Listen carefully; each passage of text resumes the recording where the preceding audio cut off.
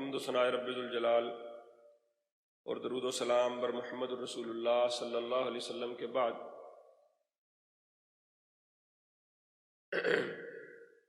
اعمال کی قبولیت، مغفرت کا حصول، جنت میں دخول، ان تمام چیزوں کے لیے بنیادی شرط وہ ہے عقیدہ توحید۔ رمضان المبارک ہو یا زندگی ساری انسان کے نیک اعمال ہوں، اسی کے عمل قبول ہوں گے، وہی اللہ کے ہاں مغفور ٹھہرے گا، اسی کی بخشش ہوگی جس کا عقیدہ ٹھیک ہوگا، جس کی بنیاد ٹھیک ہوگی۔ آپ دیکھتے ہیں بڑی بڑی عمارات بنانے والے لوگ، بڑے بڑے اسٹرکچر کھڑے کرنے والے لوگ سب سے زیادہ توجہ اس کی بنیادوں پر دیتے ہیں۔ زیادہ دور نہ جائیے، یہ ہمارے سامنے میٹرو کا اسٹرکچر بنا، آپ نے بھی دیکھا، میں نے بھی اپنی آنکھوں سے دیکھا۔ یہ جو اوپر ہمیں چھوٹی سی کنسٹرکشن نظر آتی ہے، اس کنسٹرکشن کے نیچے کتنی مضبوط بنیادیں ہیں، کتنی گہری کھدائی کی گئی، اس کے اندر کتنا سریا اور کتنا کنکریٹ بھرا گیا۔ میں سمجھتا ہوں کہ جو کچھ ہمیں نظر آتا ہے اس سے 10 گنا کم از کم زیادہ نیچے اس کی بنیاد کے اوپر محنت کی گئی۔ گزرتے ہوئے کبھی کبھار میرے ذہن میں بھی یہ خیال آتا تھا کہ یہ اتنی گہری کھدائیاں اور اس کے اندر اتنا مضبوط بندوبست، یہ تو پیسے کا ضیاع ہے، اتنا خرچہ کر دینا۔ تو جب یہ اوپر سٹرکچر کھڑا ہوگا تو اس کے اوپر کتنا خرچہ ہوگا۔ لیکن مشاہدے کی بات، مثال سے سمجھنے کے لیے، آسانی سے سمجھنے کے لیے بات کو، کہ وہ خرچ کرنا ضروری تھا، وہاں محنت ضروری تھی، وہ بنیاد مضبوط کرنا ضروری تھا۔ اگر وہ بنیاد نہ ہوتی تو اس کے اوپر جو کچھ بھی بنایا گیا ہے وہ یا تو جلدی ڈھہ جاتا یا کھڑا ہی نہ ہو پاتا، یا اس سے وہ کام نہ لیا جا سکتا جو کام لیا جانا مقصود تھا۔ اس لیے اللہ تعالیٰ نے قرآن مجید میں اصول بیان کر دیا، فَمَن يَعْمَلْ مِنَ الصَّالِحَاتِ مِن ذَكَرٍ أَوْ أُنثَىٰ وَهُوَ مُؤْمِنٌ، جس کا ایمان درست ہوا پھر وہ چاہے جتنے مرضی نیک عمل کرے، مرد ہو یا عورت۔ ایمان کیا ہے؟ الذین آمنوا ولم يلبسوا ایمانہم بظلم، ایمان وہ ہے جس کے اندر ظلم نہیں شامل، جو ظلم سے پاک ہے۔ اور ظلم کیا ہے؟ ان الشرک لظلم عظیم۔ توحید کے منافی، توحید کے متضاد اور الٹ کیا ہے؟ شرک۔ شرک سے بچنا، توحید کو سمجھنا، یہ ہے مسلمان کی زندگی کے سارے کاموں کی بنیاد۔ یہ ٹھیک ہے تو زندگی ٹھیک ہے، اگر اس بنیاد میں کوئی خرابی ہے تو اس کے اوپر کوئی اور عمارت کھڑی نہیں ہو سکتی۔ سارے انبیاء نوح علیہ السلام کے بعد سے لے کر خاتم الانبیاء محمد رسول اللہ صلی اللہ علیہ وسلم تک، کیونکہ نوح علیہ السلام سے پہلے اگر کچھ انبیاء آئے بھی تو اس سے پہلے شرک نہیں تھا۔ وہ انبیاء صرف لوگوں کو کچھ اخلاقی ہدایات دینے اور کچھ دنیا گزارنے کے طریقے سکھانے اور کچھ اسلامی تعلیمات اور بنیادی عبادات سکھانے آئے۔ لیکن نوح علیہ السلام کے بعد وَلَقَدْ بَعَثْنَا فِي كُلِّ أُمَّةٍ رَسُولًا أَنِ اعْبُدُوا اللَّهَ، ہر نبی کی دعوت ان اعبدوا اللہ، ان اعبدوا اللہ، اللہ کی عبادت، خالص اللہ کی عبادت، ایک اللہ کی عبادت، ہر نبی کی دعوت کا مرکزی نقطہ، بنیادی نقطہ یہی ہے۔ اللہ اکبر۔ اور اسی نقطے کے اوپر جھگڑا، لڑائی اور فساد تھا۔ محمد رسول اللہ صلی اللہ علیہ وسلم نے کیا فرمایا؟ اسی بات کے اوپر مجھے لڑائی کا حکم دیا گیا ہے، امرت ان اقاتل الناس۔ دنیا میں فتنہ اور فساد کس بات سے ہے؟ اللہ کی توحید کے اوپر. ہمارا کافروں سے جھگڑا کس بات کے اوپر ہے؟ ان سے لڑائی کس بات پر ہے؟ اللہ کو ایک ماننے پر. امرت ان اقاتل الناس حتی یشہدوا ان لا الہ الا اللہ. جب وہ یہ اقرار کر لیں کہ اللہ ایک ہے، اس کی عبادت شروع کر دیں، جھگڑا ختم، لڑائی ختم. کافروں نے مارا، طائف میں، مکہ میں گالیاں دی. محمد الرسول اللہ صلی اللہ علیہ وسلم جیسے کریم اخلاق شخص کو، آپ صلی اللہ علیہ وسلم سے زیادہ میٹھی زبان کسی کی نہیں، آپ سے بلیغ انداز کسی کا نہیں، آپ سے زیادہ حکیمانہ طریقہ کسی کا نہیں. اس کے باوجود توحید کی دعوت کے اوپر آپ صلی اللہ علیہ وسلم نے پتھر کھائے. کتنے پتھر کھائے؟ اللہ. میں گیا جب عمرے کے لیے تو طائف جانے نہیں دیتے، چیک پوسٹ ہے. کسی وسیلے سے، کسی توسط سے طائف تک چلا گیا. وہ باغ، جس باغ میں آپ صلی اللہ علیہ وسلم نے پناہ لی، اس دوست نے بتایا یہ وہ باغ ہے. واللہ سوچئے وہ منظر کہ آپ صلی اللہ علیہ وسلم کے جسم اطہر سے، آپ کے سر مبارک سے خون ٹپک رہا ہے.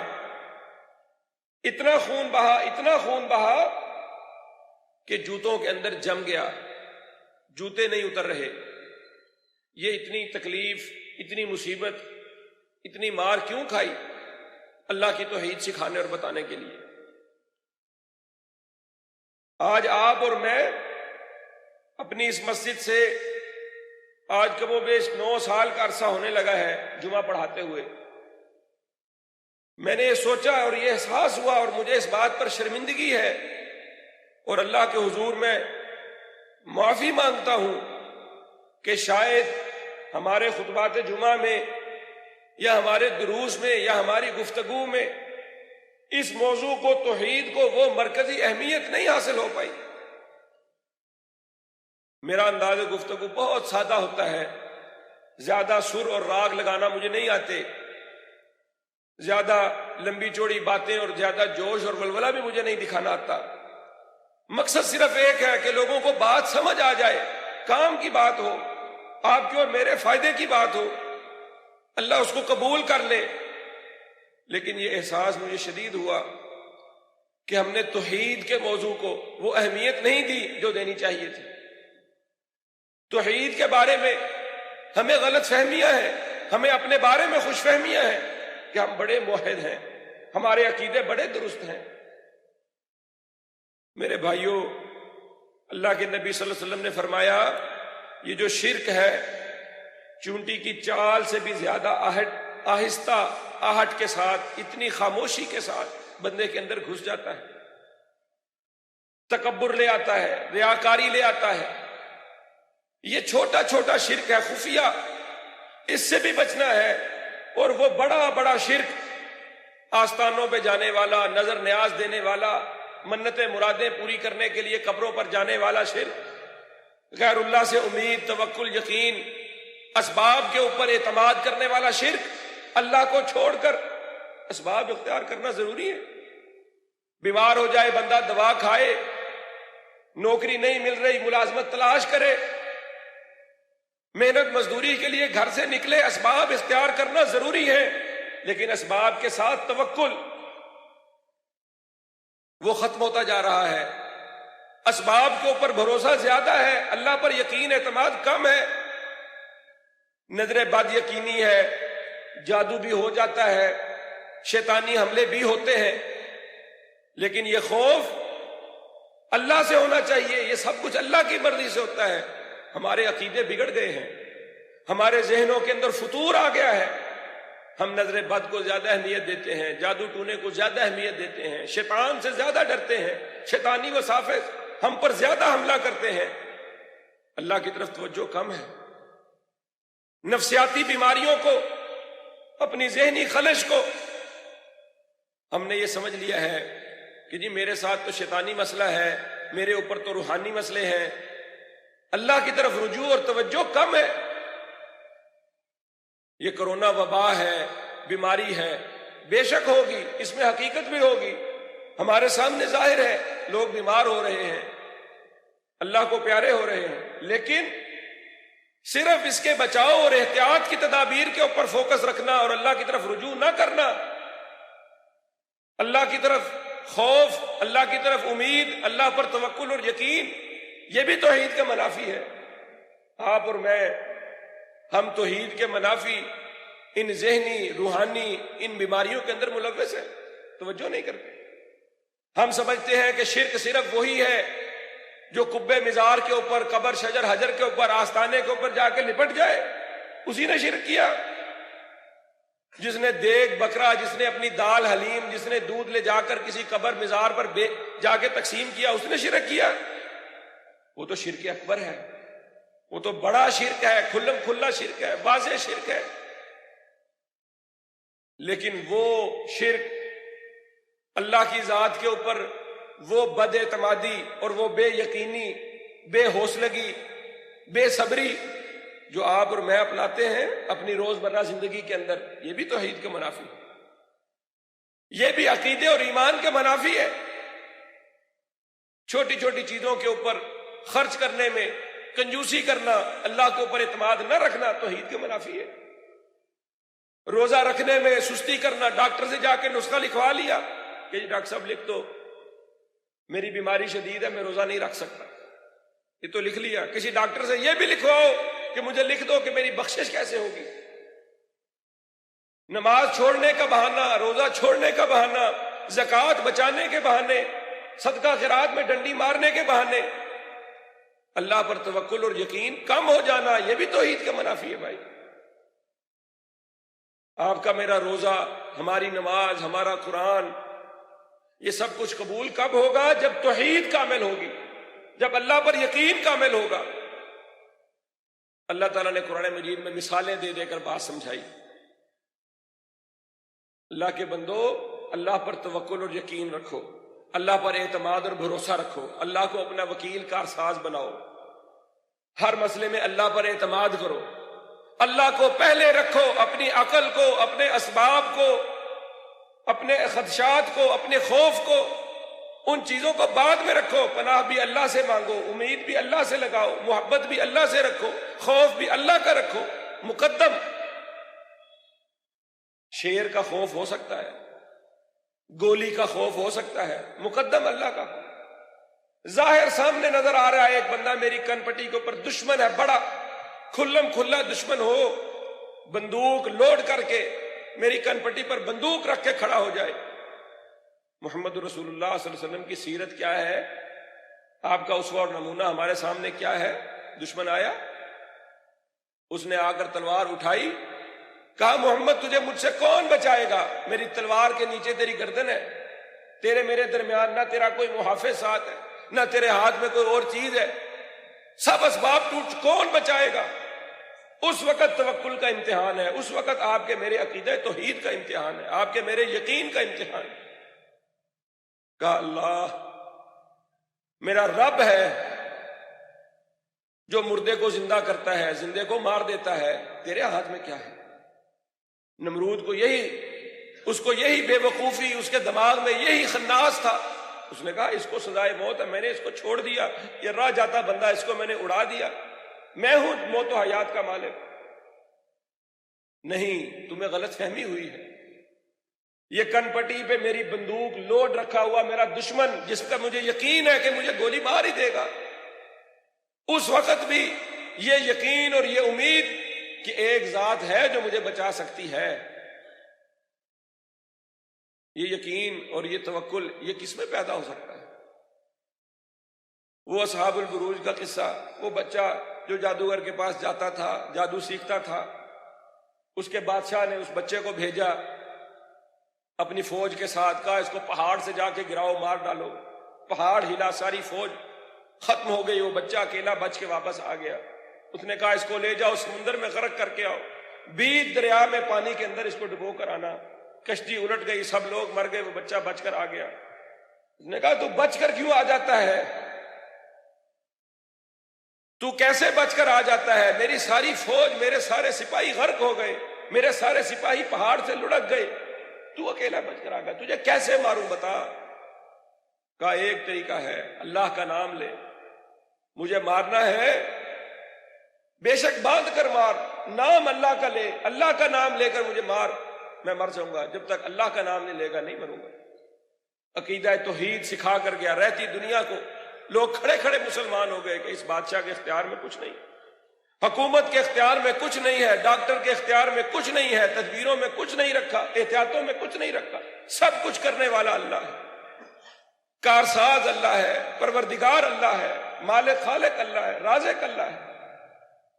روز سننے والی باتیں ہیں بھائی، روز آپ کے میرے تکیہ کلام ہے، اللہ مالک ہے جی، اللہ رازق ہے جی، پھر شکوے کیوں، پریشانیاں کیوں، دعاؤں کے اندر وہ یقین کیوں نہیں پیدا ہوتا؟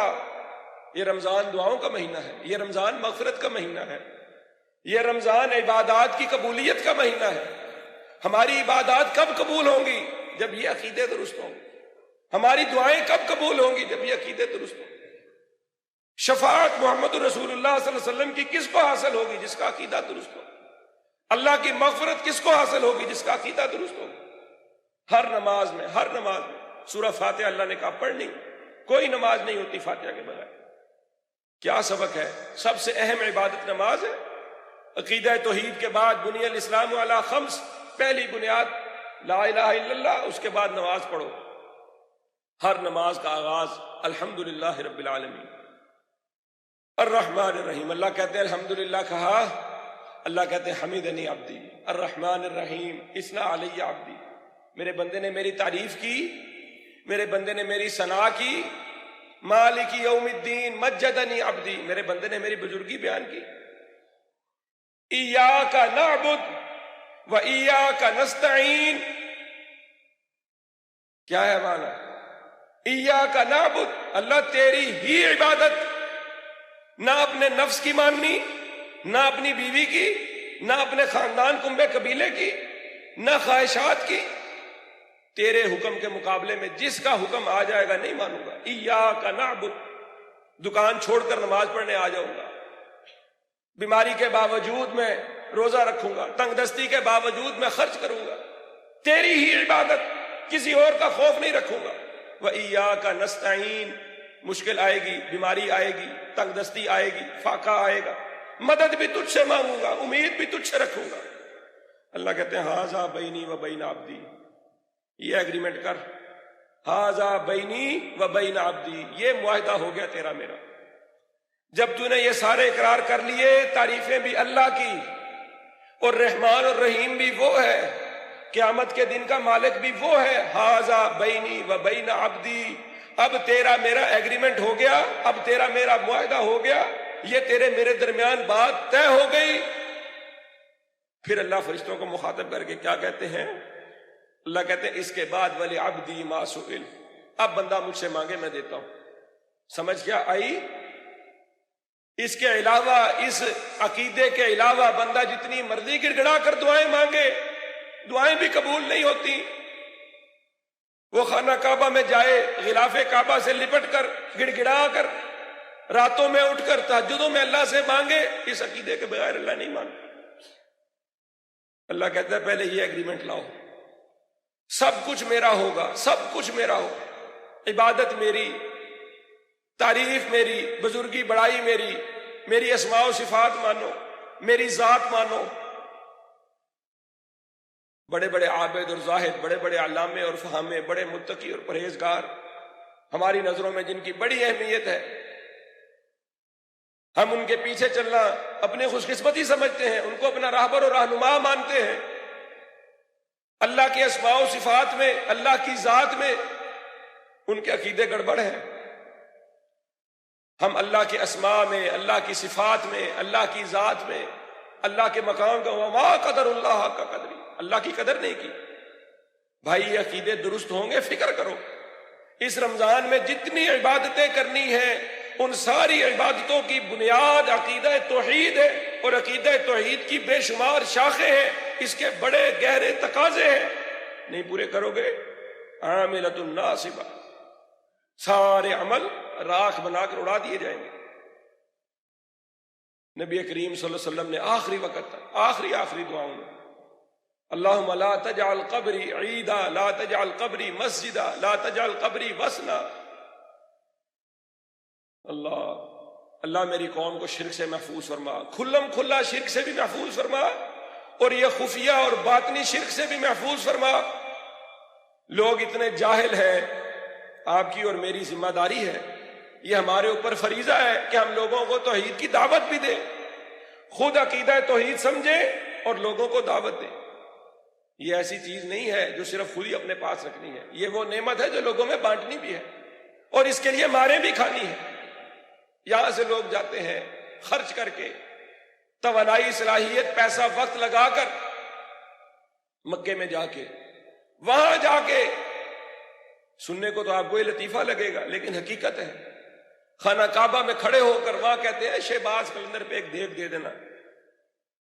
یہاں ایک مولوی صاحب کی میں تقریر سنی کلپ میں، وہ کہنے لگے میں عمرے کے لیے جا رہا ہوں، اپنے مریدوں کو، اپنے سننے والوں کو، ان کو کہنے لگے میں جا رہا ہوں زیارت پر، اپنے لکھ کر لے آؤ، اپنی مرادیں، اپنی منتیں لکھ کر لے آؤ، مجھے دے دو، میں بوری میں بھر کر، میں اپنے بیگ میں ڈال کر تمہارے کام لے جاؤں گا سارے.